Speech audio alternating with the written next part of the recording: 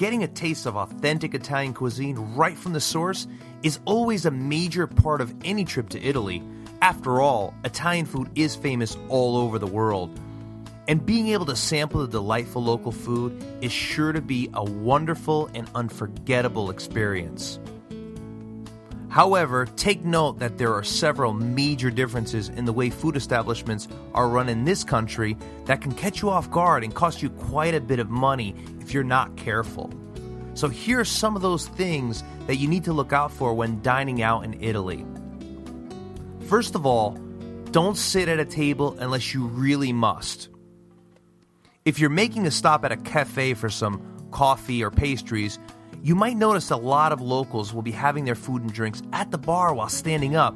This is because, unlike in the US, taking a seat at a table actually costs extra. And if you check the menu boards, you'll also see that there will be two different prices for items.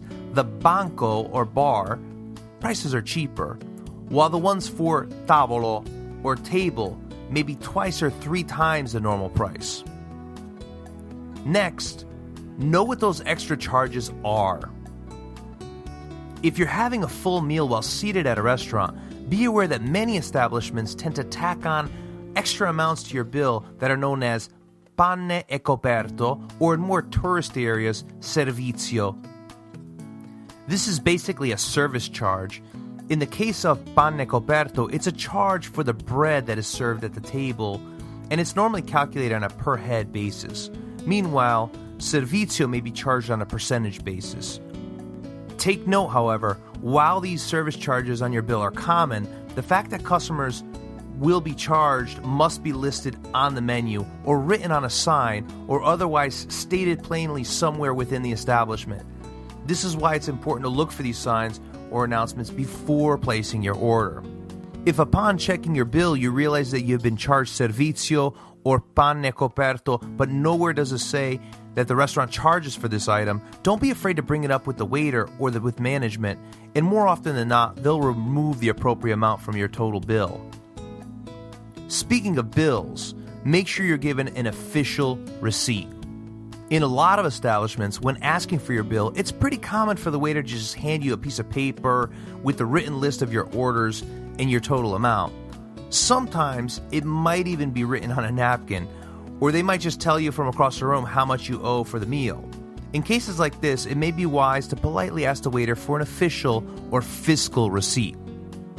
A fiscal receipt is an official printed document that contains relevant information about the establishment, including its name, address, contact information, and perhaps their VAT number.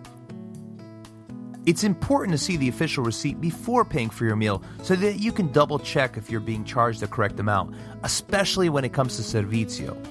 It's always handy to have it in case you wish to file a complaint against the establishment later on.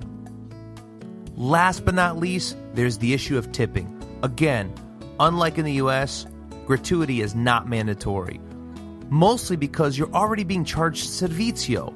Do note, though, that there are some places that charge neither servizio nor pane e coperto. So if you're feeling generous, you really enjoyed the service from the staff, and your receipt doesn't contain any extra service charges, feel free to show your appreciation by tipping your waiter. These are just a few tips on eating smart in Italy. Just keep these simple reminders in mind, and it can go a long way in helping your Italian vacation be smooth, enjoyable, and hassle-free.